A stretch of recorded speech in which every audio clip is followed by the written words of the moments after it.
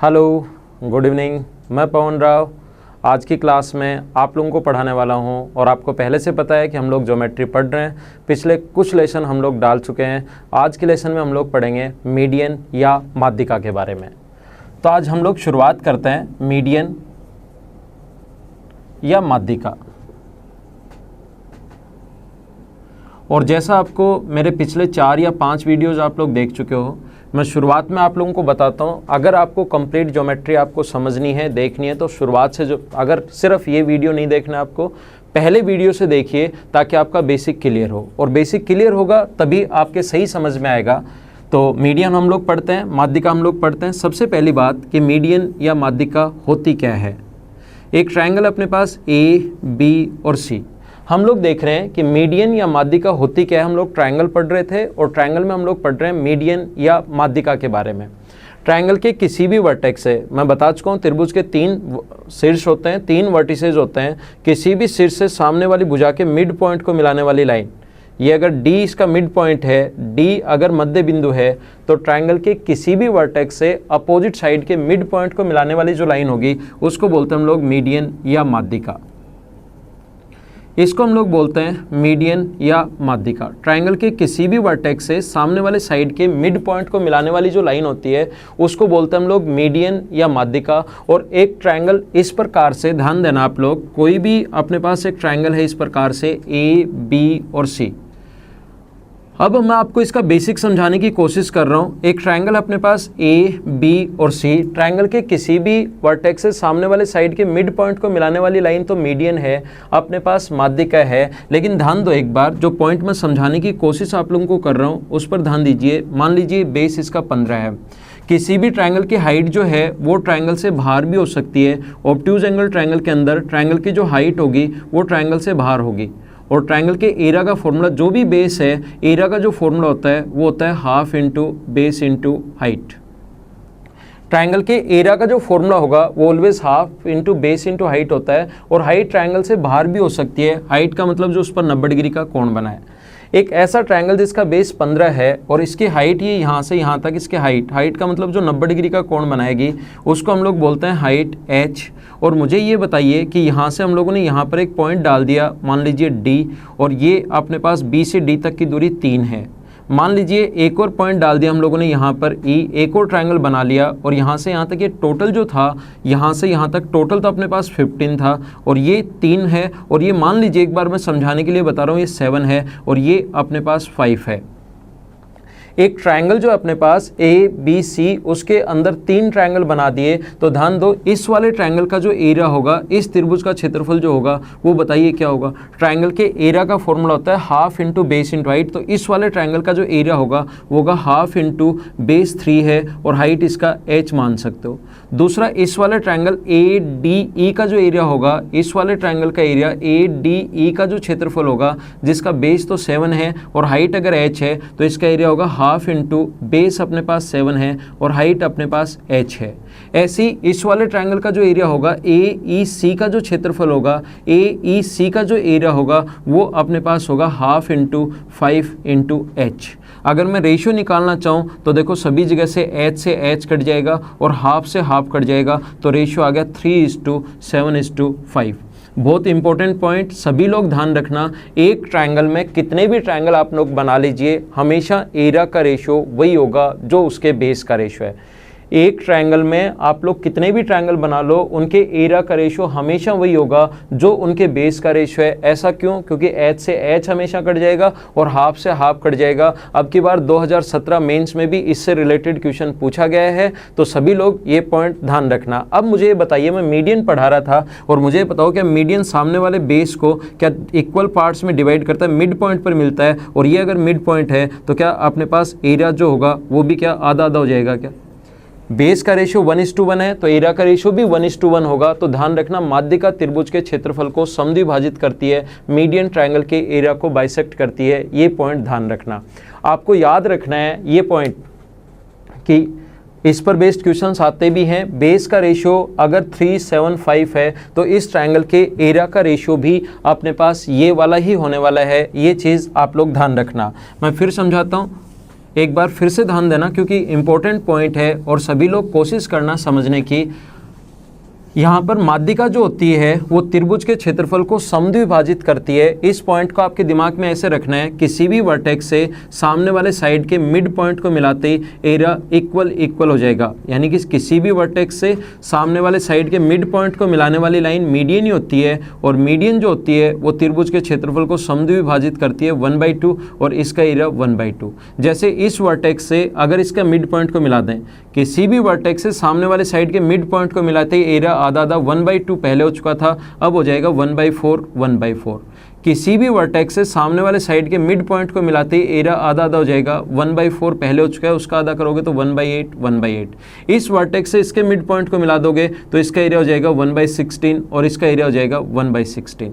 तो एक पॉइंट आप लोग ध्यान रखना, माध्यिका त्रिभुज के क्षेत्रफल को समद्विभाजित करती है, मीडियन ट्रायंगल के एरिया को बाइसेक्ट करती है। ये वाली लाइन ऐसे याद रखने के बजाय आप लोग ये याद रखना कि किसी भी वर्टेक्स से सामने वाले साइड के मिड पॉइंट को मिलाते ही एरिया 2 इक्वल पार्ट्स में डिवाइड हो जाता है। ये बात आप लोग ध्यान रखना। ऐसा क्यों होता है ये मैं बता चुका हूँ। एरिया का रेशियो हमेशा वही होता है जो बेस का रेशियो है। क्यों होता है ये चीज़ मैं समझा चुका हूँ, आप लोगों को सभी को पता होगा क्योंकि पिछले मेरे 4 वीडियोस आप लोग देख चुके हो। मेरा पढ़ाने का तरीका हमेशा यही होता है कि जो भी पॉइंट आए उसका बेसिक आप लोग सीख लो और उस पर जब बेसिक सीखोगे तो 2-4 मिनट हम लोग बात करेंगे और 2-4 मिनट जब उसके बारे में हम लोग समझेंगे तो फिर वो पॉइंट आपके पास 100% याद रहना है। जैसे इस ट्राइंगल का एरिया मान लीजिए 32 है, तो एक मीडियन अगर AD है तो एरिया अपने पास हो जाएगा 16 और इसका एरिया हो जाएगा 16।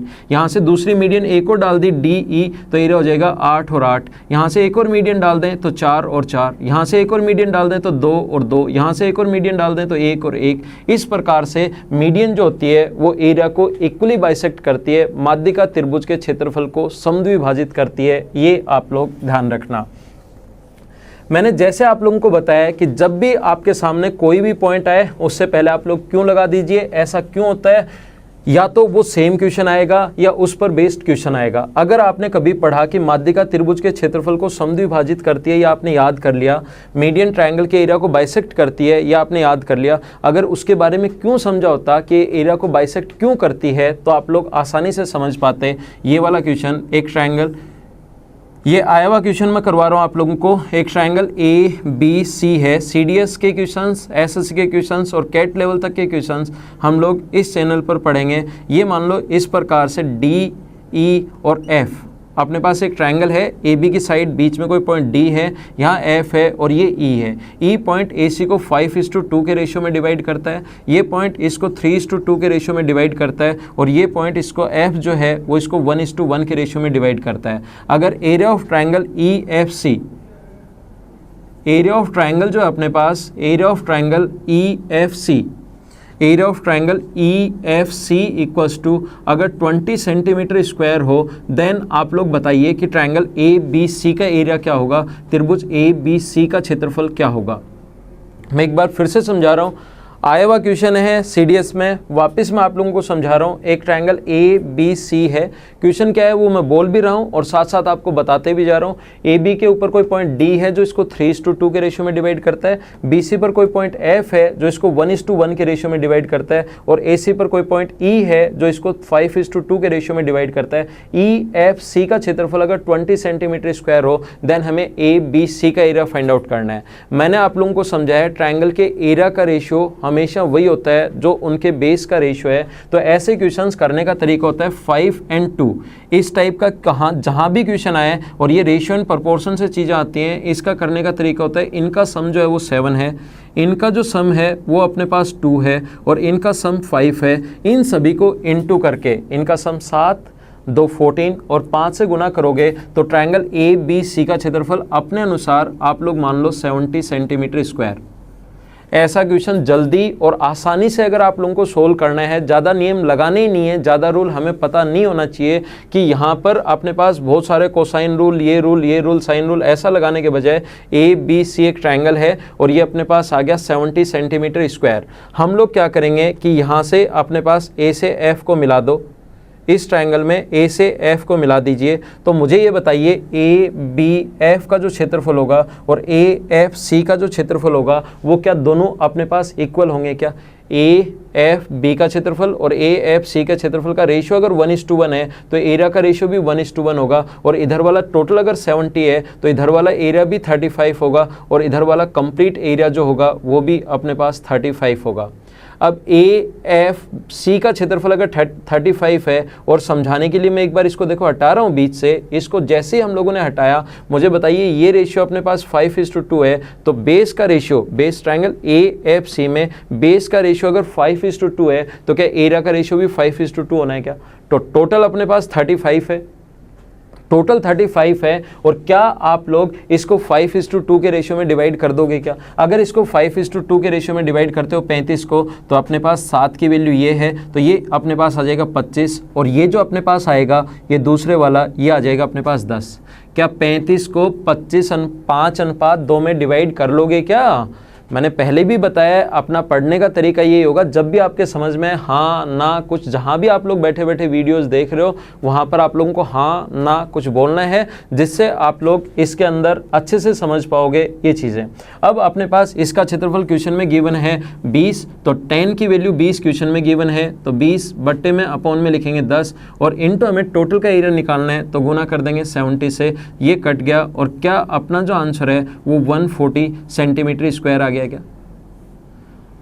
तो हमेशा ध्यान रखना, जिस एरिया का रेशियो, वही पॉइंट मैंने समझाया, मैंने सिर्फ और सिर्फ मीडियन का एक ही पॉइंट आप लोगों को समझाया है, और मीडियन का मैंने आप लोगों को ये पॉइंट समझाने की कोशिश की है कि ध्यान रखना माध्यिका त्रिभुज के क्षेत्रफल को समद्विभाजित करती है। समद्विभाजित क्यों करती है? क्योंकि बेस का रेशियो 1:1, तो एरिया का रेशियो भी 1:1, और हमेशा ध्यान रखना एक ट्राइंगल के एरिया का रेशियो हमेशा वही होता है जो बेस का रेशियो है। टोटल 70, तो 35, 5:2 में बांटोगे तो 25 और 10, ये अपना आंसर आ गया।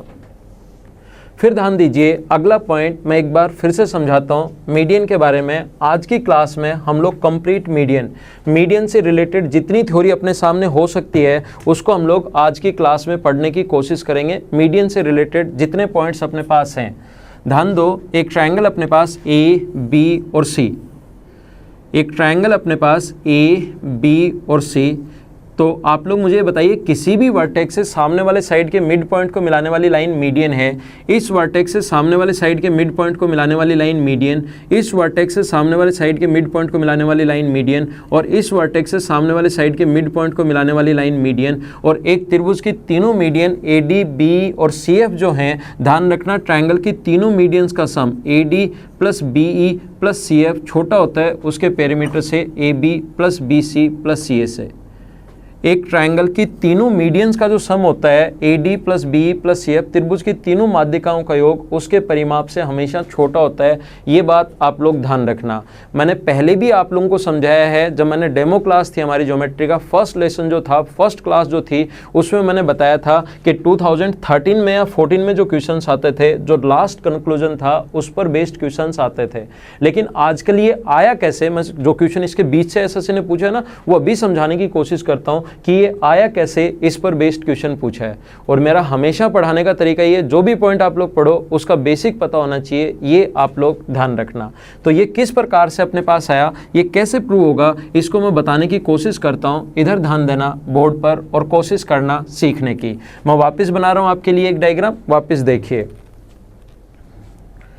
इस प्रकार से अपने पास है कोई भी ट्रायंगल ए बी सी, वापिस ये आया कैसे और कहाँ से कैसे क्वेश्चन पूछा गया है उसको मैं आपको समझाने की कोशिश करता हूँ। एक ट्रायंगल अपने पास है ए बी और सी, एक ट्रायंगल अपने पास ए बी और सी, इसके सामने वाली जो अपने पास इस वर्टेक्स से सामने वाले साइड के मिड पॉइंट को मिलाने वाली लाइन मीडियन। ध्यान दो आप लोग, ये कोई भी ट्रायंगल ए बी सी है, सामने वाले साइड के मिड पॉइंट को मिलाने वाली जो लाइन होती है उसको हम लोग बोलते हैं मीडियन या माध्यिका। और हम लोग क्या करेंगे, इसको आगे बढ़ाएंगे। देखो कुछ लोग जो क्या है कि तीनों का सम और आगे दूसरे तरीके से, लेकिन इस पर बेस्ड क्वेश्चन जो भी बेसिक कैसे हुआ, एनसीईआरटी की जो बुक्स हैं इसके काफ़ी सारे तरीके हो सकते हैं कि कुछ लोग यहाँ पर तीनों का सम जो होता है A B plus B C plus C A, इस प्रकार से भी करते हैं, इसका 3 गुना। और ये भी कैसे है मैं आप लोगों को समझाऊंगा। छोटा होता है इसके इस प्रकार से 4 गुना के median A D plus B E plus C F से।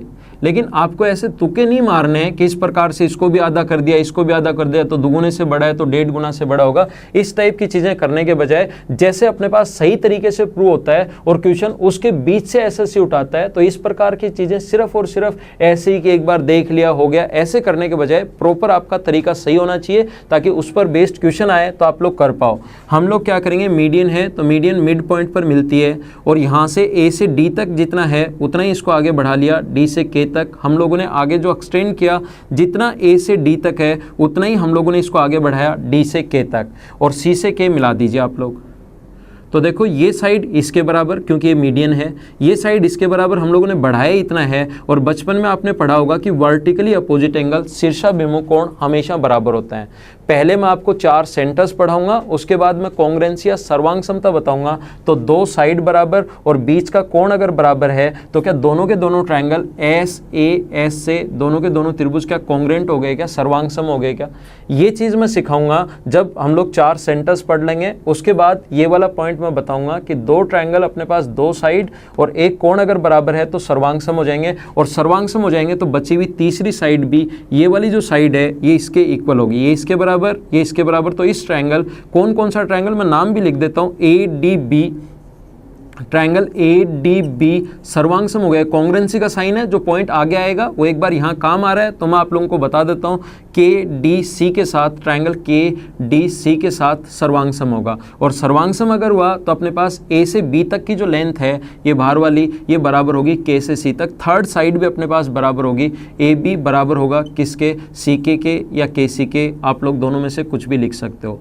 अब मुझे बताइए, पहली क्लास में क्या मैं ऐसा आप लोगों को समझा चुका हूँ क्या कि ट्रायंगल की 2 साइड्स का सम, मैं बात कर रहा हूं ट्रायंगल ए सी के की, हम लोग बात कर रहे हैं ट्रायंगल ए सी के में। मुझे सभी लोग मिलकर ये बताइए, क्या ट्रायंगल की 2 साइड्स का सम ए सी प्लस सी के क्या ए के से बड़ा होगा क्या? फर्स्ट क्लास में यही मैंने आप लोगों को समझाया है कि अगर आपको कंप्लीट इसको ज्योमेट्री को समझना है तो ये बीच वाला वीडियो देखने के बजाय आप लोग 1 नंबर से वीडियो देखते चलो, उसके बाद गारंटी के साथ सब कुछ आप लोगों को समझ में आ जाएगा, लेकिन नंबर 1 से देखना है। तो ए सी के जो है 2 साइड्स का जो सम होगा ए सी प्लस सी के, ट्रायंगल की 2 साइड्स का सम ए सी के में 2 साइड्स का जो सम होगा वो हमेशा और हमेशा तीसरी से बड़ा होगा ए के से। और मुझे बताइए, जहाँ पर सी से के है उसकी जगह क्या ए बी लिख सकते हैं क्या? ए से सी तो ठीक है, सी से के की जगह हम लोग ए बी लिख सकते हैं। और ये जो अपने पास है ए से के की जो लेंथ है ए से के तक, ये और ये दोनों बराबर हैं, ए से डी और डी से के अगर बराबर है, ये दोनों अगर इक्वल हैं, तो मुझे ये बताइए ए से के तक की लेंथ को क्या हम लोग ट्वाइस ऑफ ए डी लिख सकते हैं क्या? हाँ ना, कुछ तो बोलो कि लिख सकते हैं, नहीं लिख सकते इसके साथ हाँ ना, वहाँ पर जहाँ पर भी आप लोग बैठे हैं उसको बोलिए ये दोनों अगर बराबर हैं तो ट्वाइस ऑफ ए डी। क्योंकि यहाँ पर वीडियोस हम लोग बना रहे हैं और मेरी क्लास में हैबिट है कि किसी भी चीज़ को मैं 2 बार बताता हूँ, तो आप लोग इससे थोड़ा बोर नहीं होना। अभी शुरुआत में वैसी हैबिट है जैसे मैं आपको क्लास में पढ़ाता हूँ, और क्लास में जहाँ जहाँ से स्टूडेंट मुझसे वापस क्वेश्चन पूछता है वो मैं साथ साथ आपको बताते चलूँगा, या मैं आपको पहले ही साथ साथ लिखवाते चलूँगा। तो ये अपने पास इक्वेशन फर्स्ट है, और यहाँ से क्वेश्चन ये वाला आया था। एसएससी ने जो क्वेश्चन पूछा था वो ये पूछा था, 4 ऑप्शन दे दिए, which of the following is true, निम्न में से कौन सा सत्य है, और ये दोनों लिख के twice of A D, thrice of A D, 4 into A D और 5 इंटू ए डी, और हम लोगों से पूछ लिया कि निम्न में से कौन सा ठीक है। तो ध्यान रखना ये वाला इस प्रकार से। ऐसे ही यहाँ से बी से ई अगर मीडियन मिलाते हो और उसको आगे बढ़ाओगे तो आप लोग सेम चीज़ प्रूव कर सकते हो, बी ए प्लस बी सी। अब हम लोग सिमिलरिटी से लिख सकते हैं कि बी से ए प्लस बी से सी बड़ा होगा किससे, ट्वाइस ऑफ बी ई से। अगर एक और मीडियन बी ई यहाँ से यहाँ तक एक और मीडियन बी ए अगर डालें और एक और मीडियन अगर सी एफ अगर डालें, तो हम लोग यहाँ से लिख सकते हैं कि सी बी प्लस सी ए बड़ा होगा ट्वाइस ऑफ सी एफ से। और ये 3 इक्वेशन आया कैसे, ये आप लोगों को पता होना चाहिए। और इसको जब आप लोग ऐड करोगे तो देखो, आप लोग ध्यान दो, तीनों इक्वेशन ऐड करोगे तो ए बी अपने पास 2 बार, बी सी अपने पास 2 बार और सी ए अपने पास 2 बार। 2 बार ए बी आ गया है, 2 बार बी सी आ गया है और 2 बार सी ए आ गया है।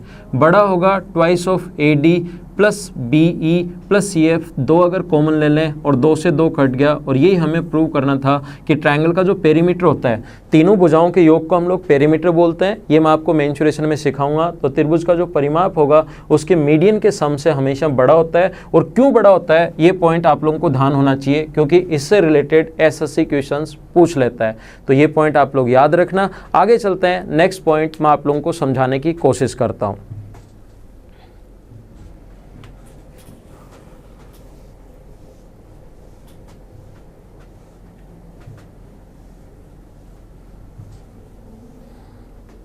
नेक्स्ट पॉइंट हम लोग फिर से पढ़ते हैं। एक ट्रायंगल है ए बी सी, और जैसा मैंने आप लोगों को बताया आज की क्लास में मैं आप लोगों को ओनली और ओनली मीडियन के बारे में, और मीडियन के बारे में जितनी ज़्यादा चीज़ें बेसिक हो सकती हैं वो मैं आप लोगों को सिखाने की कोशिश करूँगा। ये इस वर्टेक्स से सामने वाले साइड के मिड पॉइंट को मिलाने वाली लाइन मीडियन, इस वर्टेक्स से सामने वाले साइड के मिड पॉइंट को मिलाने वाली लाइन मीडियन, और इस वर्टेक्स से सामने वाले साइड के मिड पॉइंट को मिलाने वाली लाइन मीडियन, और एक ट्रायंगल की तीनों मीडियंस जिस पॉइंट पर इंटरसेक्ट करती हैं, एक त्रिभुज की तीनों माध्यिकाएं जिस बिंदु पर प्रतिच्छेद करती हैं, उसको हम लोग बोलते हैं सेंट्रोइड या ग्रेविटी सेंटर, सेंट्रोइड या केंद्रक।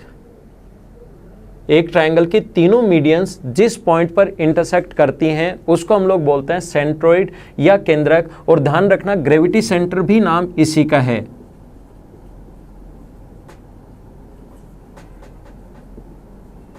ध्यान रखना गुरुत्व केंद्र भी नाम इसी का है।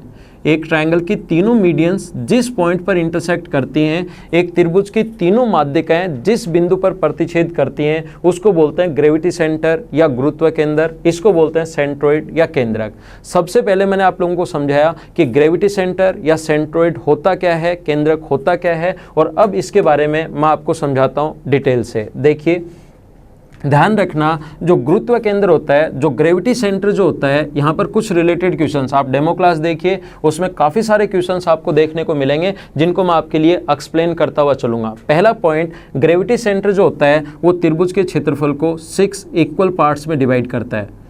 गुरुत्व केंद्र जो होता है वो त्रिभुज के क्षेत्रफल को 6 बराबर बराबर भागों में बांटता है। क्यों?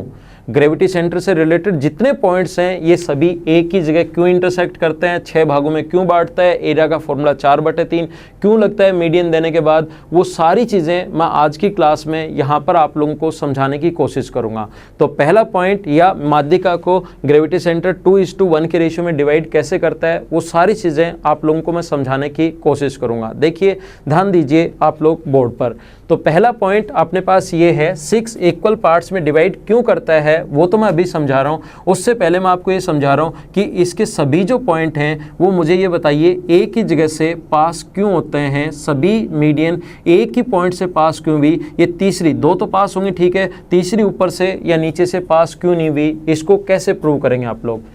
तीनों मीडियन एक ही जगह से पास होंगी। देखो आप लोग एक चीज़ ध्यान रखना, ऐसा एसएससी में कभी नहीं आ सकता कि त्रिभुज की तीनों माध्यिकाएं एक ही पॉइंट से एक ही पॉइंट पर इंटरसेक्ट करेंगी, प्रूव कीजिए। ऐसा कभी क्वेश्चन नहीं आ सकता। लेकिन इन चीज़ों को अगर आप लोग सीखते हो तो आपका इसमें दिमाग चलना शुरू होगा और आप लोग अच्छे से ज्योमेट्री के जितने भी क्वेश्चंस आएंगे उनको आप लोग कर पाओगे।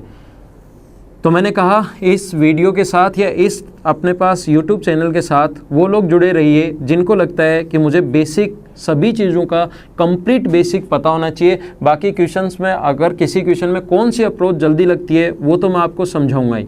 ये देखो एक अपने पास मीडियन है A से D तक, दूसरी मीडियन ये है B से E तक, और तीसरी मीडियन है अपने पास C से F तक।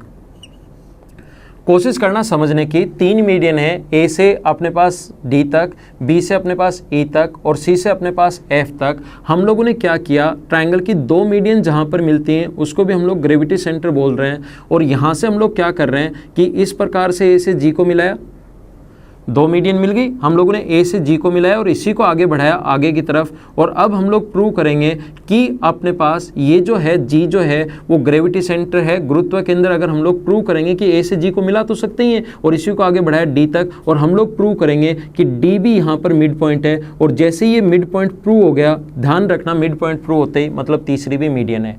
हम लोग 2 को मीडियन मानकर चल रहे हैं। 2 पॉइंट यहाँ पर मीडियन है। कौन कौन सी लाइन? बी से ई तक और सी से एफ तक दोनों मीडियन है। तीसरा भी हम लोग क्या कर रहे हैं, तीसरा यहाँ से ए से जी को मिलाया और उसको आगे बढ़ा दिया डी तक। अब मैं आपके लिए प्रूव कर रहा हूँ कि ये अपने पास मिड पॉइंट है, जिससे अपने पास प्रूव हो जाएगा कि तीसरी भी मीडियन होगी और मीडियन यहीं से पास होगी। कैसे प्रूव करेंगे आप लोग, थोड़ा ध्यान देना। यहाँ पर अपने पास जितना ए से जी जितना है उतना ही इसको आगे बढ़ा दो जी से के तक। कौन? जितना अपने पास ये है ए से जी तक है उतना ही इसको आगे बढ़ाया, इसको आगे बढ़ा दिया हम लोगों ने के तक, और ये पॉइंट यहाँ पर डी है और इसको इतना आगे बढ़ाया जितना ए जी है उतना ही जी के, जितना ए जी है उतना ही अपने पास जी से के तक इसको आगे बढ़ा दिया। और एक चीज़ ध्यान रखना, सिमिलरिटी में मैं पढ़ाऊंगा आगे आगे जैसे जैसे वीडियोस देखते रहोगे। पहले भी क्लासेज में मैंने आपको बताया आगे का कोई भी पॉइंट अगर अपने पास आएगा जो हमें प्रूव करने के लिए ज़रूरत होगी उसको मैं यहाँ पर लिख दूंगा, जो आपको एक बार याद रखना है। और जब वो पॉइंट आएगा तब मैं समझा दूंगा ऐसा क्यों होता है। याद रखना, ट्रायंगल की 2 साइड्स के मिड पॉइंट को मिलाने वाली लाइन, ये अपने पास D है और ये E मिड पॉइंट है। ट्रायंगल की 2 साइड्स के मिड पॉइंट को मिलाने वाली लाइन तीसरी के पैरेलल और उससे हमेशा आधी होगी। ट्रायंगल की 2 साइड्स के मिड पॉइंट को मिलाने वाली जो लाइन होती है वो हमेशा तीसरी से आधी और उसके पैरेलल होती है, ये बात आप लोग ध्यान रखना। तो यहाँ पर अपने पास ये जो ट्रायंगल है A B C, इसमें A से G तक और G से K तक, तो इसमें एक बार ध्यान रखना, आपको समझाने के लिए मैं बता रहा हूँ। क्या अपने पास A से G और जितना G से K बढ़ाया तो G क्या इसका मिड पॉइंट है क्या? देखो G इसका मिड पॉइंट है, क्योंकि जितना ये ऊपर है उतना ही हम लोगों ने नीचे बढ़ाया, तो G इसका मिड पॉइंट है। और दूसरा मुझे ये बताइए, क्या F जो है वो AB का मिड पॉइंट है क्या? क्यों बताओ? F AB का मिड पॉइंट क्यों है? क्योंकि ये मीडियन है और मीडियन हमेशा मिड पॉइंट पर जाकर मिलती है, तो ये मीडियन हो गया। और मुझे बताओ, ये मिड पॉइंट हो गया और ये मिड पॉइंट हो गया, इसको यहाँ से मिला दिया जाए तो क्या ये लाइन इसके पैरेलल होगी क्या? और ये लाइन अगर इसके पैरेलल है और ये स्ट्रेट लाइन है तो क्या आगे वाली लाइन भी पैरेलल हुई क्या? ये इसके पैरेलल हो गई। ऐसे ही सेम हम लोग इधर भी अगर बात करें तो E जो है वो इसका मिड पॉइंट है। कौन सी साइड का? AC का। क्यों E मिड पॉइंट क्यों है बताइए? क्योंकि अपने पास हम लोगों ने पहले से ही माना है कि अपने पास B मीडियन है, मीडियन हमेशा मिड पॉइंट पर मिलती है। और मुझे ये बताइए, जो G है वो क्या AK का मिड पॉइंट है क्या? AK का मिड पॉइंट है, क्योंकि AG और G के बराबर है, ये भी मिड पॉइंट है। AG और G के बराबर है, ये भी मिड पॉइंट है। तो मुझे बताओ, ये AC का मिड पॉइंट और ये अपने पास इसका मिड पॉइंट। ट्रायंगल ACK की बात कर रहा हूँ, तो मिड पॉइंट को मिलाने वाली लाइन क्या तीसरी से आधी और उसके पैरेलल होती है क्या? और ये एक स्ट्रेट लाइन है, ये अगर पैरेलल हुई तो क्या ये भी अपने पास पैरेलल होगी क्या? कोशिश करो समझने की। बहुत ज़्यादा इंपॉर्टेंट, बहुत ज़्यादा आसान, दोनों चीज़ें इंपॉर्टेंट भी है, आसान भी है। हम लोगों ने बताया, ये एक बार याद कर लो। सिमिलरिटी में मैं लिखवाऊंगा भी, बताऊंगा भी कि कोई भी ट्रायंगल अपने पास A B C अगर है तो D मिड पॉइंट है और E अगर मिड पॉइंट है तो मिड पॉइंट को मिलाने वाली लाइन तीसरी से आधी भी होगी और पैरेलल भी होगी। तो ये F मिड पॉइंट हुआ ट्रायंगल ABK में। कंप्लीट ट्रायंगल ABK में इधर वाले में अपने पास F मिड पॉइंट है क्योंकि मीडियन है, G मिड पॉइंट है क्योंकि ये दोनों इतना ही आगे बढ़ा है, हम लोगों ने खुद ने इसको इतना ही आगे ड्रॉ किया है। तो मिड पॉइंट और मिड पॉइंट को मिलाने वाली लाइन पैरेलल होते इसको आगे बढ़ाया तो ये इसके पैरेलल। ऐसे ही सेम इधर वाले ट्रायंगल ACK की बात करें तो इसके पैरेलल। मुझे बताइए, ये इसके पैरेलल और ये इसके पैरेलल, तो क्या एक पैरेललोग्राम बन गया क्या? और समांतर चतुर्भुज जब भी मैं आप लोगों को पढ़ाऊंगा, क्वाड्रिलेटरल के बारे में जब भी मैं आपको पढ़ाऊंगा तो यहाँ होता क्यों है ये भी मैं आपको बता दूंगा। पहले चीज़ें मैंने सिखाई हैं, बताया कि जो भी आगे की चीज़ें होंगी वो मैं यहाँ पर लिखवाते चलूँगा प्रूव करने के लिए, और जब वो पॉइंट आएगा तब क्यों होता है वो भी मैं बता दूंगा। वैसे या तो आपको पता होगा या पता होना चाहिए कि समांतर चतुर्भुज के दोनों डायगोनल्स क्या एक दूसरे को इक्वली बाइसेक्ट करते हैं क्या? ऐसा आप लोगों को पता है क्या? हाँ, समांतर चतुर्भुज अगर कभी भी हुआ, ऐसा कोई भी क्वाड्रिलेटरल जिसके अपोजिट साइड पैरेलल हो तो समांतर चतुर्भुज होगा। अपोजिट साइड बराबर और पैरेलल अगर हैं तो इसके दोनों डायगोनल्स एक दूसरे को इक्वली बाइसेक्ट करते हैं, ये बात ध्यान रखना। और इसके दोनों डायगोनल्स अगर एक दूसरे को इक्वली बाइसेक्ट करते हैं तो ये इसके बराबर होगा और ये इसके बराबर, तो क्या D मिड पॉइंट हो गया क्या? और मिड पॉइंट होते ही क्या AD तीसरी भी मीडियन हुई और मीडियन होते ही ये भी यहाँ से पास होगी। दूसरा, अपने पास B G C और K एक पैरेललोग्राम हो गया, दोनों डायगोनल्स एक दूसरे को इक्वली बाइसेक्ट करते हैं तो क्या यहाँ से यहाँ तक ये और क्या यहाँ से यहाँ तक ये बराबर होना है क्या?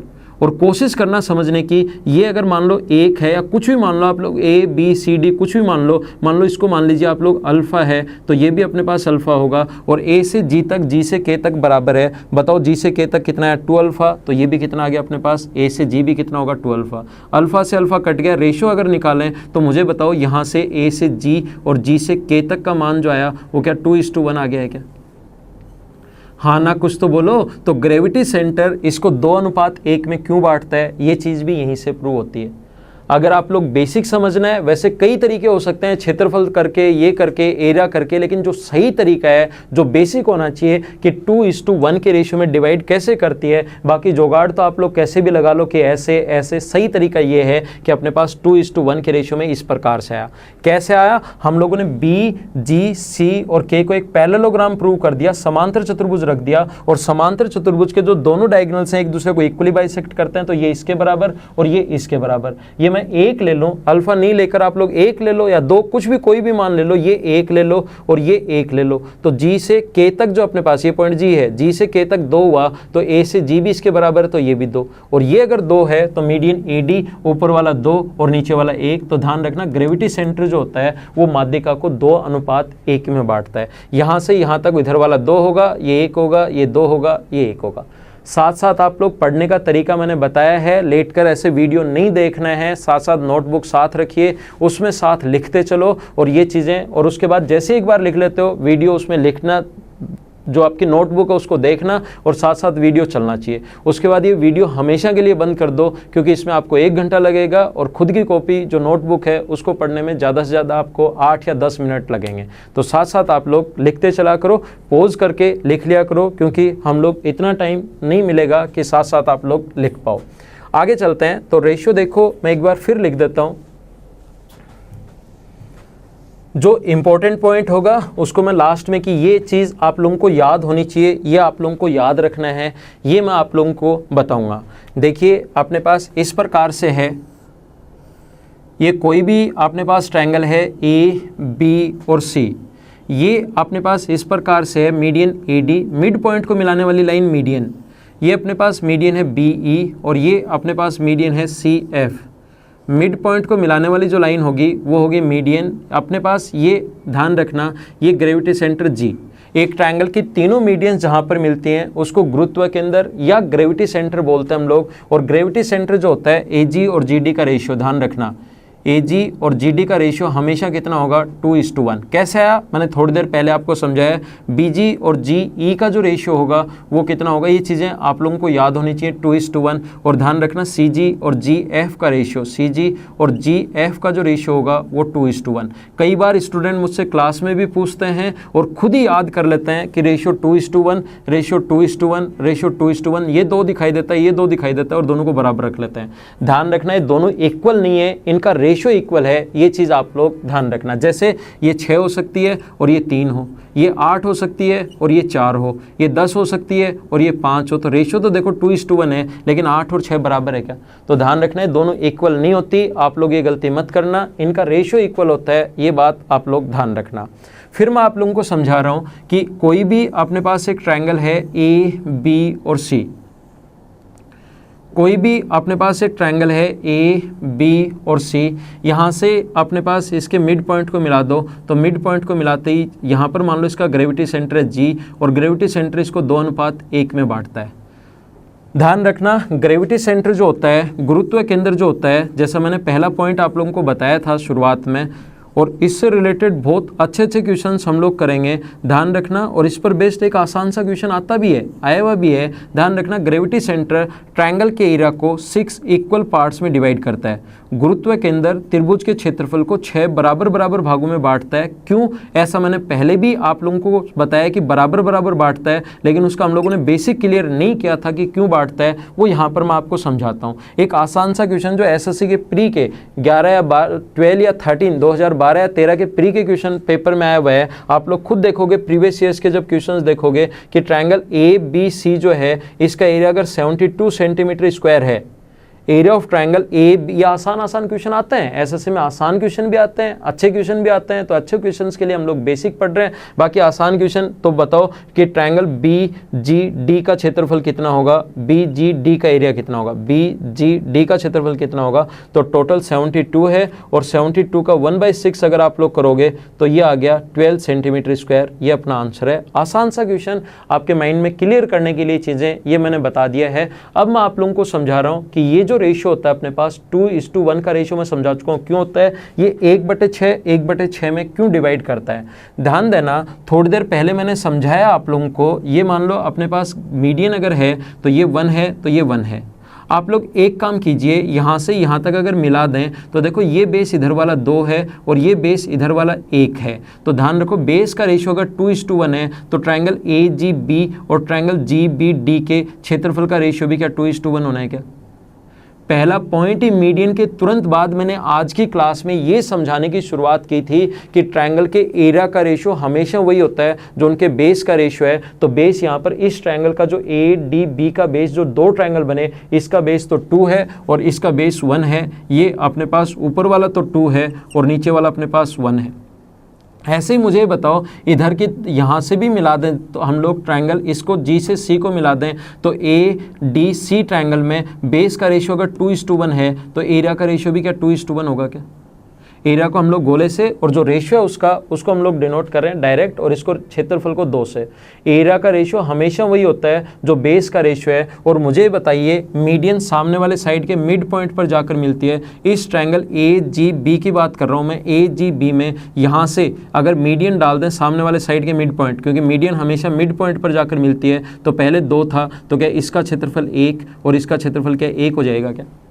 क्यों, माध्यिका त्रिभुज के क्षेत्रफल को समद्विभाजित करती है। मीडियन जो है वो ट्रायंगल के एरिया को इक्वली बाइसेक्ट करती है, ऐसा मैं आप लोगों को समझा चुका हूँ। और यहाँ पर तो 2 था तो यहाँ से मिड पॉइंट को मिलाते ही 1:1 और ये भी मीडियन आगे वाले साइड के मिड पॉइंट पर जाकर मिलेगी और यहाँ से मिड पॉइंट को मिल रही है तो 2 अगर था तो ये भी अपने पास 1 आ गया और ये भी अपने पास 1 आ गया।